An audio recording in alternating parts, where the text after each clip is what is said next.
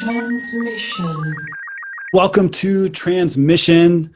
Today, we are talking about MDG and the community with our special guest, Geoff Schmidt, CEO of Meteor, and the killer Sashko. Hey. Yeah. Thank you for joining us, guys. Thanks so much. Great to be here. MDG and the community. I pulled some of the main some of the main Meteor contributors in our community and asked them some questions on what they would want to ask you, Geoff and Sashko. So here is the first question. Given ReactConf has just went off, and I think this was like the second ReactConf, and looking at Google search history, it's clear to see that like React's popularity skyrockets every time they have a conference. Who's to say why? But the question is there a Meteor Conf coming up? And can you share any details? I have nothing to announce today. We're really excited about the idea of a conference. It's not a trivial undertaking. If we have a conference, we want it to be a good one. So sure, I think it's safe to say that we're looking at our options for putting together a Meteor conference this year and what it would look like. I haven't made any final decisions, but we love the idea of getting the community together if we can find a way to make it make sense. Very cool, very cool. I'm going to just throw my hat out in the ring. And if you're looking for an MC, maybe. So, not my decision to make, but I'll definitely pass the idea around. I'm really enjoying this. So, hey. Okay. Man, if you want to set up some couches and we can hang out and do a live podcast, that's the dream. Dude, well, I'm going to be out this spring. So we're going to have to figure out some cool way to film transmission. So very cool. Very cool. And then you guys privately send me the name of who's planning the conference so that I could rub shoulders with them so I can be them. All right. I'll tell them I know Geoff. What the internal process was in MDG for decision-making and strategizing. I think what they were really getting at is they were curious to what your internal management structure is, kind of like how Apple has their senior VPs go out to a secret meetup every quarter, and they strategize and make visionary decisions for Apple. What does that look like in the doors of MDG? So it's evolved over time. I'm always trying to make it better. I'm always trying to involve more people and have a faster, flatter decision-making process. Here's where we've landed right now. We have 3 teams. We have the Meteor team, we have the Apollo team or the data team, and we have the cloud services team that works on things like Galaxy. So each of these teams has a product manager and has a tech lead. And so, and the other thing that we are doing now is each of the teams is responsible for their own customer or community interaction. So rather than have it all go through a central point, we really think it's important that each of those teams stay really close to the people who are using their products, whether those are the open source community or whether those are tickets being filed against some of the commercial offerings. Also, when we think about commercial support, like the Meteor Developer subscription, we think it's really valuable for those commercial support offerings for you to be able to interact directly with the people that have built the software you're using. So that's how we handle the support and community interaction. And we're also trying to make each of those teams responsible for their own roadmap and their own planning as much as we can, with the focus on listening to the community and the users and building against real needs where we have particular people that could be first customers for any features. And there's always a tension between saying you want to have a flatter, more community-driven process versus a process that's based on integration and an end-to-end user experience. At the extreme end of the spectrum, on the latter, you could think about a company like Apple, which doesn't let anyone even touch the products until they're finished and is obsessed about every detail of the user experience. And I think MDG had a little bit more of that attitude than was healthy in the earlier days of the project because we were really focused on providing a great developer experience. One of the things that I think we've learned is a great developer experience sometimes isn't about having every parentheses in the right place. It's just about a closer relationship with the community and focusing more on all the particulars, what it's actually like to use a piece of software in production, rather than based on necessarily the seventh decimal place of just getting the aesthetics right. And that's really what's helped me get comfortable with saying, okay, hey, we're going to have these teams, and they're going to be responsible for much more of the decisions in collaboration with the community, rather than thinking that everything has to be this like centrally planned, like beautiful experience. That's awesome. That offers you guys so much flexibility moving forward, and offering a product that is exactly what like that niche of people need. Because like, listen, like thinking like cloud services, that's a place where you do want like major control of end to end. It's not open to the community at all. So that's awesome. That's awesome. And you guys are going to be able to move a lot faster in this like radically changing industry that we're in. Yeah, and I think you're already starting to see some of the fruits of that. Just take a look at what's happening with Apollo. It's a totally different process than we used for the first version of Meteor. The first version of Meteor, I think only 10 people saw it, something like that. There were people we specifically invited before it was ready to launch. And then it launched on Hacker News and was this huge launch. It was amazing. But, then we spent, a year after that just taking everyone's feedback and trying to incorporate it into the framework.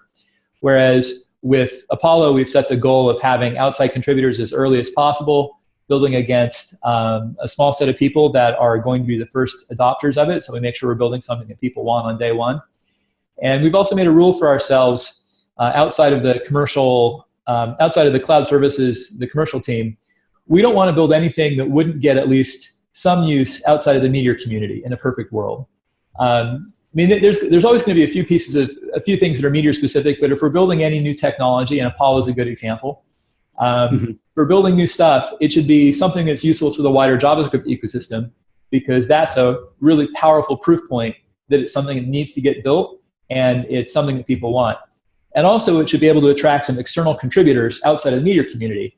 That's a proof point that we are really listening to the broader ecosystem and we're really building the partnerships that we need to be building. So those are cool. We've learned, I think, that are, and I just really, if I were giving advice to anyone else who has ambitions to build an integrated software platform with lots of different pieces and really wants to improve user experience, and I've met a few people with these ambitions in my time in the industry, I just think those are really key principles. And I think it'd be good for everyone to, really learn from these things that we've learned over a period of a couple of years. Absolutely. Absolutely. So before we go to the next question, Sashko, do you want to tell us a little bit about like Apollo? Like I've noticed that there's some new marketing things going on, like a Twitter account and whatnot. Yeah, that's right. So Geoff was just talking about these teams. You may have heard from that Apollo is basically going to be operating as a totally separate team from Meteor and a separate project, which we then kind of will integrate into the integrated platform when it makes sense. So we're having our own, we have our own Twitter account now. We have our own Medium publication, which we're going to be kind of using as a blog. We have our own GitHub organization where I'm going to be inviting all these new collaborators that we want to have. We have all kinds of new stuff. So we want to make sure that, if you're interested in just data loading or just GraphQL or just those topics, but maybe you've never even used Meteor before, that would still be a place that you would be interested in following. And so that, just like Geoff said, when you're using Meteor with Apollo, whenever that becomes a thing, we want to make sure that you're using the best data system available and that it's integrated well with Meteor, not that you're just using the best data system for Meteor, right? Mm-hmm. You want to feel like you're on the cutting edge and the best practices of that part of the stack, which is why we need to make sure it's the best first, and then make sure it's integrated so that everyone can be happy and we can get all these new contributors that we're looking for. And the other thing I'd say about Apollo isn't happening in a vacuum.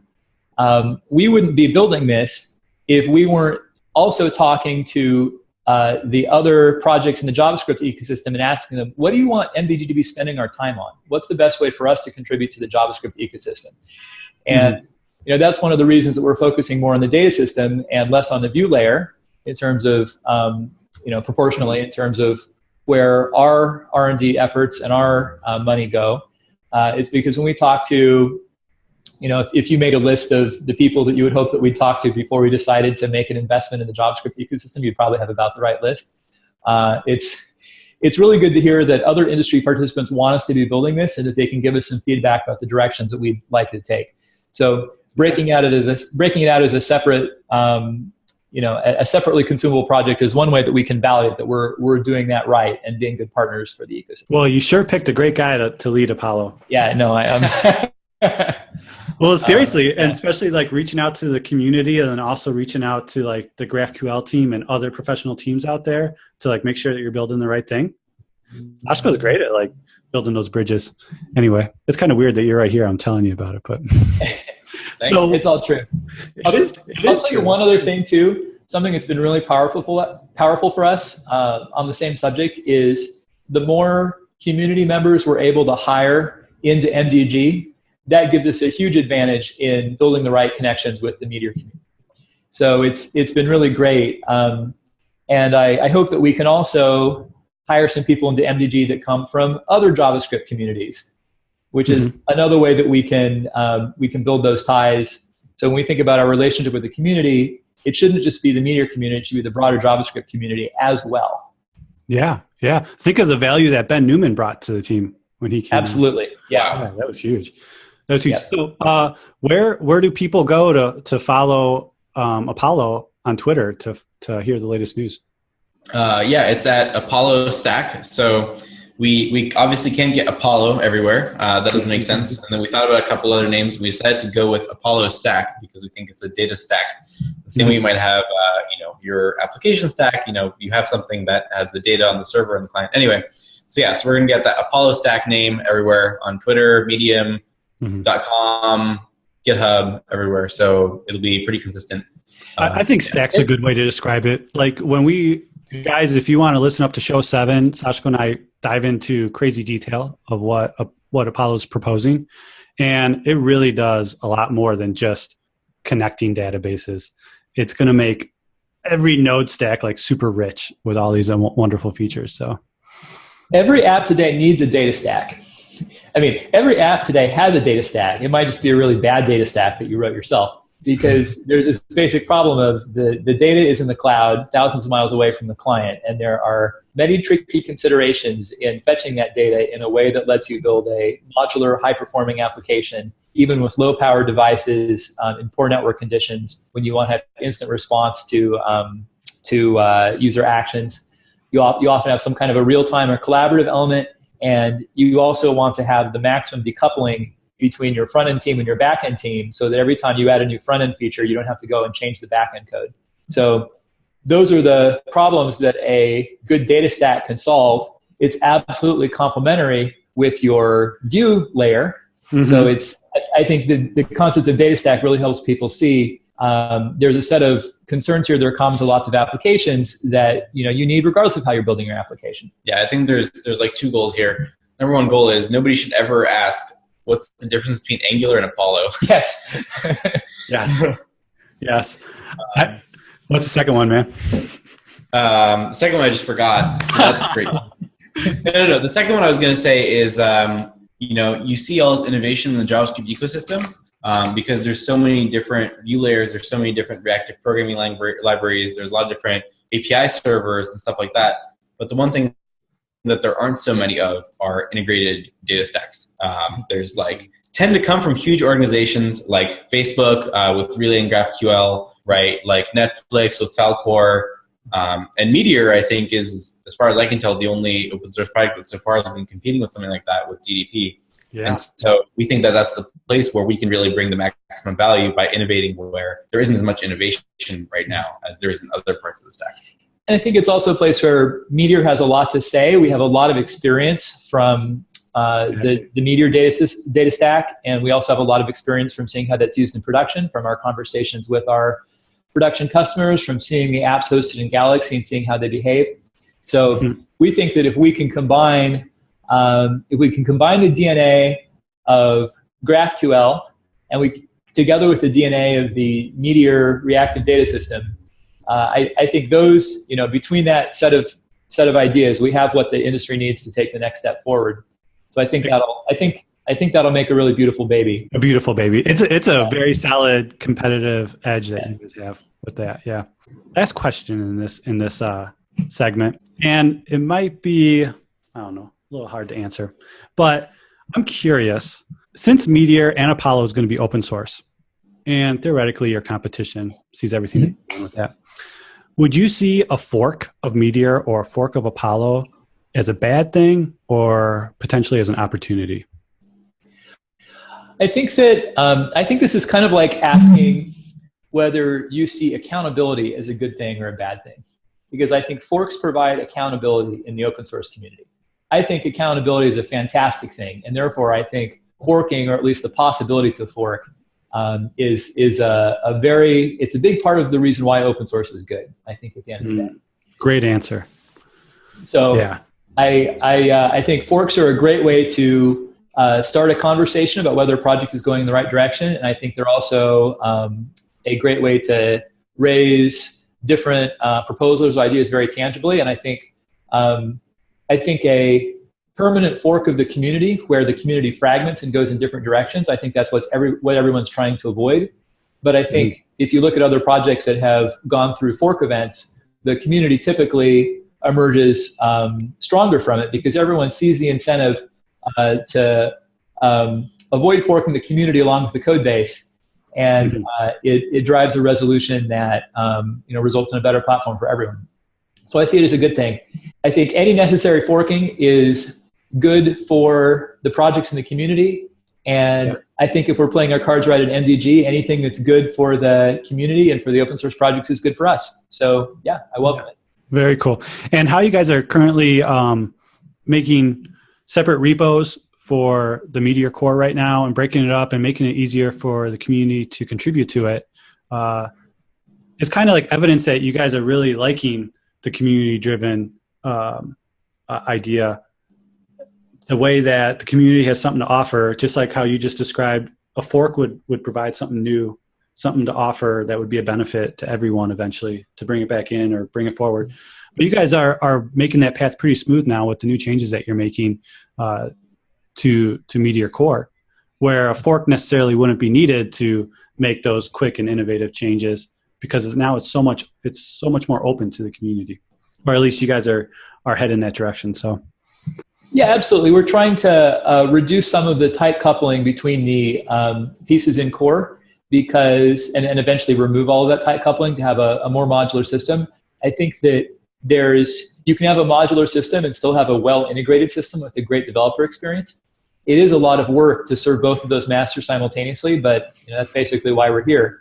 So I think in the beginning, when we didn't have the resources to do both, we made the choice between a system that may be technically modular.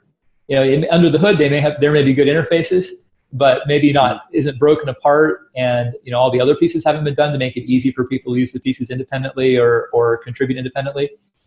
Given the choice between focusing on that and focusing on providing a good end-to-end developer experience, especially for the people that were adopting the platform, to start with, we chose the latter. Now we're at a point where we have that, pretty much in a good place, and we can focus on the other part. So eventually we'll get both of those benefits, I think. Yeah, and that's just the nature of the beast, of the startup beast.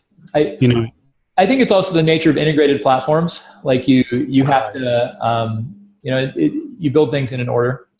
The other thing I'd say is there's a whole continuum. I think if you want to use if you want to use the different version of a package, that should be easy. That's going to get a lot easier in 1.3. So there's not necessarily just a dichotomy between using what's in the Meteor release and forking the entire Meteor release. We're trying to provide more ways for people to say, hey, I want to have some freedom to innovate and experiment at the edges here, or like have a patch version of a package. And that really opens the door for, I think, faster evolution of the whole stack and more input from more people. Partial transmission complete. Transmission, a weekly show about the most impactful posts from our Meteor.js forums. This show is sponsored by Meteor Galaxy Hosting, a containerized cloud service specifically designed and engineered for Meteor app deployment. Learn more at meteor.com/galaxy. This show is also sponsored by OKGrow, an official Meteor consulting partner building full stack web and mobile apps. Learn more at okgrow.com.